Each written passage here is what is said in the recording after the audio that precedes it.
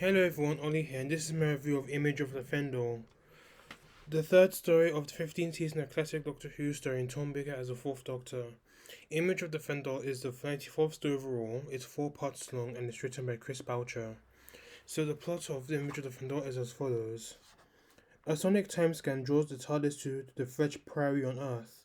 There, the Doctor and Lily discover an impossibly old human skull that is the key to a nightmare from the Time Lord's past. A murderous monster stalks the priory grounds, and within, someone is intent on unleashing a malevolent creature that feeds on death itself. So that is the plot of Image of the Fendahl. Image of the Fendahl, in my opinion, is a good story, but does have its flaws that pretty much hindered the story's true potential. The production of the story was fairly good, though. I really liked the French priory setting. I liked how it gave off the scary gothic mansion manor vibes. The location filming was good as well. I liked the forest near the priory. It gave it some scary, eerie elements to it. There wasn't really in terms of anything other than the sets, but I really liked the priory set itself and the attic where the fuss where the crucial part of the story took place. Especially when Thea Ransom was becoming the Fendahl core, and her outfit looked majestic yet terrifying at the same time. The script was very good. It probably had that Robert Holmes influence to it because I think this is the last story he actually commissioned as the script editor, and the direction by George Spencer Foster was good as well. The plot of the story was fairly good, but wasn't really executed that brilliantly. However, it does have the gothic horror elements to it, which was good, but did feel a bit tad convoluted. I did like the scary tense atmosphere the story had, especially with the Fendahl killing people by pretty much using its powers to freeze people, and with the cameraman zooming on like the victims to show like a scary fate to them.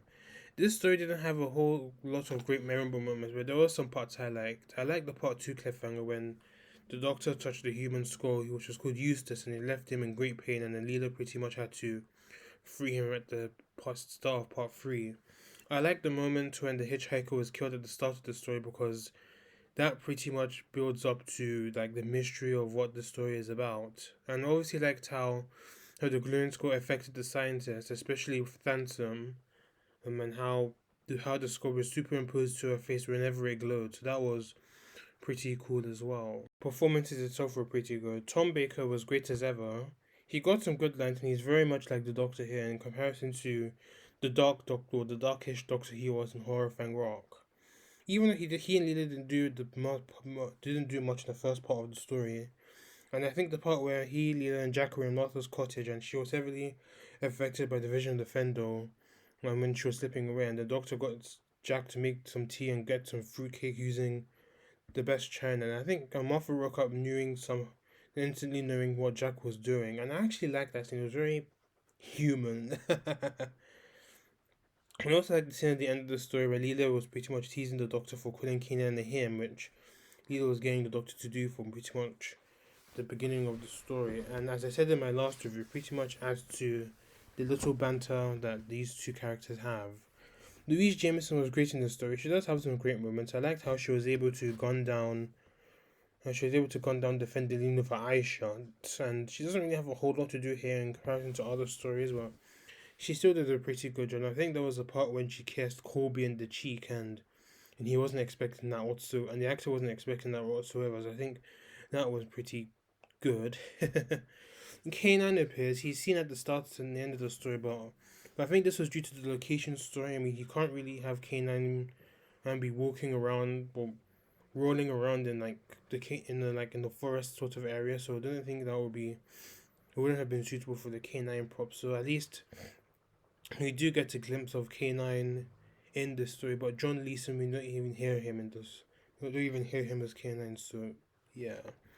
The side cast, they were all pretty good, and I liked how pretty much the first part of the story pretty much evolved around them. So we pretty much had to get to know them to see what was going on in the story. So first off, we had Adam Colby. He was a scientist that worked alongside Steele and Ransom for Dr. Fendelman. He became concerned, and obviously as the story went on, and allied himself with the Doctor to try and stop the Fendahl. And I think he, Jack, and Martha were the ones that actually survived in this.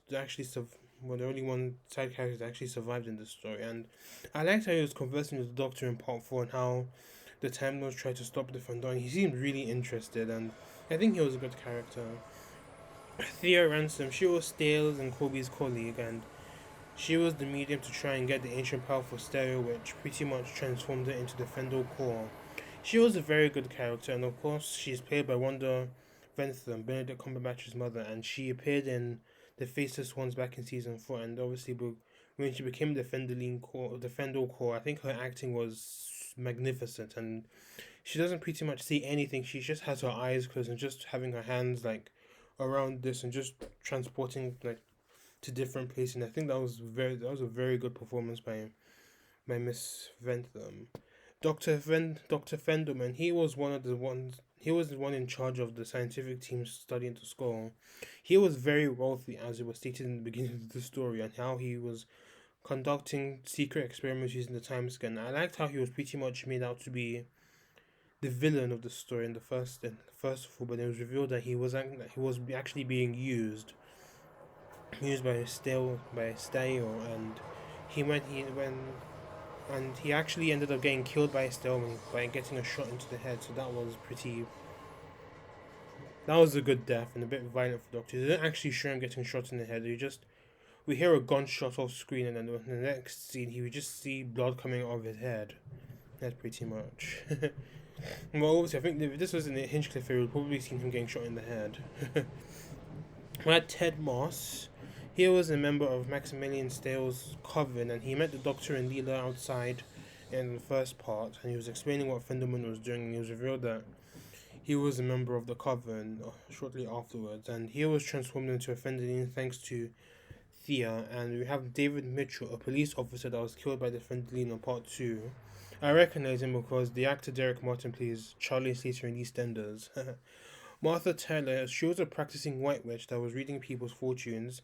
She lived in a cottage with her grandson Jack and became a very useful ally to the Doctor with her second sight, and I liked how she was able to come up with the idea to stop the Fendaline with salt. She was a great actress, and I liked how she was able to show how she was frightened by the Fendahl vision. And finally, we have Jack Tyler, Martha's grandson, another ally for the Doctor, and he was a good character. And I think his grandma, Martha, and Adam Colby were the only ones of the side casts that actually survived. Our villains, we had Maximilian Stale. He was a scientist that worked alongside Thea Ransom and Adam Colby, and he was the leader of the coven that wanted to try and bring Fendaline to the world because he wanted power to himself. But this obviously backfired when the transformed Thea killed the other coven members and she pretty much paralyzed him, and then he pretty much had to kill himself when the Doctor wasn't able to save him. He was a good villain, but I think his intentions were revealed a bit too late into the story, and of course, we have the Fendahl, a Gestalt entity that posed a threat to life itself and pretty much fed on death. And each Fendahl core, which was what Thea the Ransom was, had 12 Fendaline and had the weakness of Sut, and they were able to paralyze their victims with their psychotelekinesis and possess powers such as astral projection. And obviously, how it was weak because it didn't have the full 12 Fendaline core, so that's how the Doctor was able to try and defeat the Fendahl. And I liked how creepy the Fendahl was, and what really did it for me was how it transformed Fear Ransom into a Fendahl core. So obviously, the Fendahl core looks like this big, sluggish, snakish creature, and then it did kind of ruin it a little bit, but obviously it worked for this story to say the least.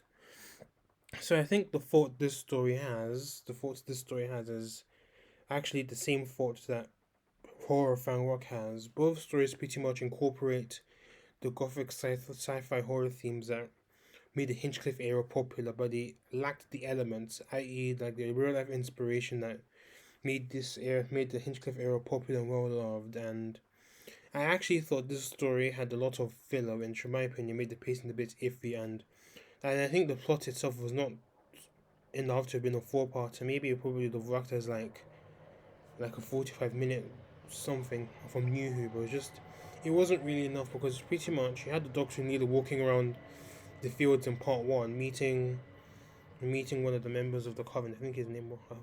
How can I forget his name already? I think it was Ted Moss. How they met Ted Moss in the beginning, and then how they got into Tyler's cottage, and how obviously when the TARDIS landed in the field, the Doctor's pretty much talking to the cows. Yes, it was funny, but it was just a bit. I think it was just a bit.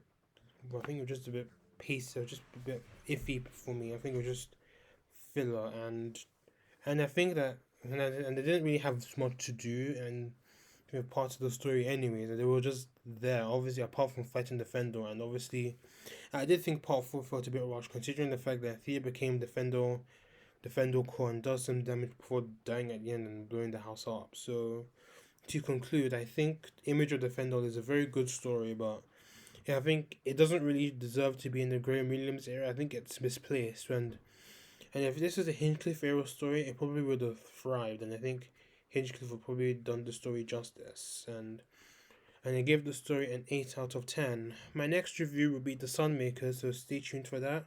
Thank you for watching this review. Please let me know what you thought of Image of the Fendahl and this review itself. If you haven't done so, please subscribe to my channel and feel free to join my Discord server in the description box below. Until then, see you later.